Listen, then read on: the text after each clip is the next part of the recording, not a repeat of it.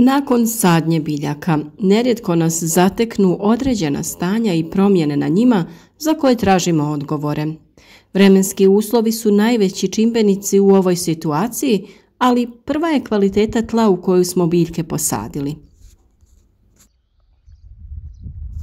Promjena boje listova prvi je znak da biljka gladuje. Nedostaju joj minerali koji aktivno sudjeluju u procesima rasta i razvoja. Ali naravno tu su i drugi razlozi. Dugotrajna kišna razdoblja ispiru tlo i onemogućavaju biljci pravilnu ishranu. Isto tako, vlaga u zraku ostvaruje idealne uslove za razvoj bolesti. Mnoge su situacije i uzroci, pa je vrlo važno na vrijeme uočiti probleme i znati ih pravilno prepoznati. Postoje razna gljivična oboljenja, bakterijska, te promjene zbog napada insekata. Kako bi na vrijeme sve to uočili i na vrijeme reagovali, zapratite naš kanal, jer svaki dan sa vama dijelimo novi koristan video. Često se tokom uzgoja biljaka susrećemo sa pojavom kloroze na listovima paradajza. Prvi znaci ovog poremećaja ostaju neprimjećeni, a shvatimo o čemu se radi tek kada vidimo da su listovi biljaka potpuno blijedi, svjetlo-zeleni ili žuti. Ovisno od uzroka, to se vidi na mladim, starim, donjim listovima ili samo na dijelu lista. Klasična kloroza je poremećaj u biljnoj ishrani koji remeti proces fotosinteze i rezultat je nedostatka pojedinih minerala, poput dušika, željeza, magnezija, cinka i drugih elemenata. Može biti i posljedica pojave bolesti i napada štetnika, ali je tada povezana i sa drugim znakovima bolesti ili prisustva tih štetnika. Kada je izazvana nedostatkom minerala, dolazi do pojave bljedila, žućenja listova, oni se mogu čak i deformirati, uvijati, zaustaviti rast ili na kraju otpasti. Korijen se slabije razvija i raste, kao i biljka u cjelini. Javlja se na svim vrstama povrća, voća, začinskog, ukrasnog i ljekovitog bilja. Prvi razlog ove pojave može biti to da je biljka dugo vremena bila u malim kontejnerima prije nego je presađena u zemlju. Ako se tada nije dovoljno prihranjivala, to se pokazalo na njenom izgledu. Ona većinu posude u kojoj se nalazi popuni sa svojim korijenom i nema mjesta za razvoj, te nema dovoljno zemlje kako bi se hranila. Kako naše biljke rastu najviše na kiselom zemljištu, javljaju se klorotične promjene uzrokovane nedostatkom dušika. Simptomi se očituju na donjim listovima i žutilo zahvaća središnji dio te se širi na cijeli list. S klorozom izazvanom nedostatkom željeza susreću se uzgajivači koji imaju vapnenasto tlo. U ovakvom zemljištu može željeza biti dovoljno, ali je ono nedostupno biljkama. Simptomi su vidljivi na gornjim listovima. Cijeli list promijeni boju, ali lisna nervatura uvijek ostaje zeleno obojena. Nedostatak magnezija može osim promjene boje dovesti do opadanja listova. Još jedan problem koji prati ovaj poremećaj, što takve biljke postaju osjetljive na hladnoću i lako propadaju kada je hladno.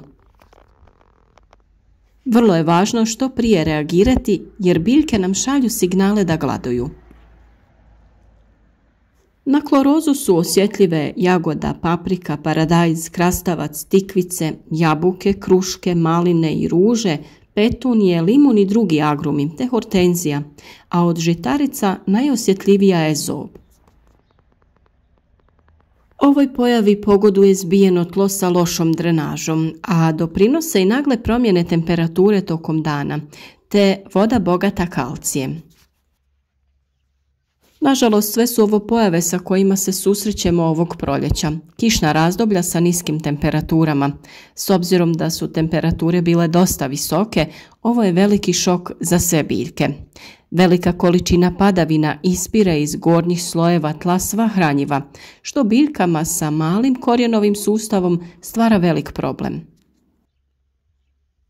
Upravo iz tog razloga, kako bi se spriječila ili liječila kloroza, preporučuje se prihrana preko lista. To će biljkama omogućiti brzo usvajanje nedostajućeg elementa i on će brže dospjeti u stanice biljnog tkiva. Dodavanje hranjiva preko korijena djeluje sporije, jer u ovim situacijama biljke nisu sposobne preko korijena usvajati hranjiva.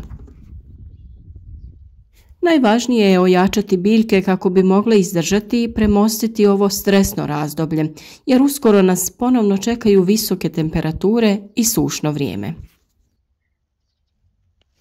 Dakle, prvenstveno je potrebno biljke prihraniti čak 2 puta sedmično, a što možete učiniti ekološkim hranjivima i pripravcima na bazi biljaka, kao što su kopriva, gavez, mlijeko, prirodni NPK. Možete ih zaliti ili prskati po lišću, to jest tretirati folijarno. Prihranu obavljajte i nakon svake kiše. Prvo hranjivo je ono od koprive. 1 kg listova se potopi u 10 litara vode. Stoji 15 dana te procijedi i razrijedi u omjeru 1:10. Sa tim rastvorom redovno je potrebno zalijevati biljke. A kao što sam rekla, vrlo je važno u ovakvim situacijama biljke prihraniti folijarno kada se ukaže prilika bez kiše. To znači prskati ih preko lista. Na isti način pripremite koprivu i razrijedite u omjeru 1:50 te prskate vaše biljke. Tako će one lakše usvojiti neophodna hranjiva kada korijen nije u mogućnosti da ih usvoji. Sa druge strane, mlijeko djeluje zahvaljujući svojim antibiotskim svojstvima. Koristi se obično kravlje ili kozje mlijeko koje treba pomiješati sa vodom u omjeru 1:10. Na primjer, 1 decilitar mlijeka na 1 litru vode. Tom mješavinom poprskate listove sa svih strana barem 1 puta u 7 dana, a ono će vam usput koristiti i kao koristan insekticid i fungicid.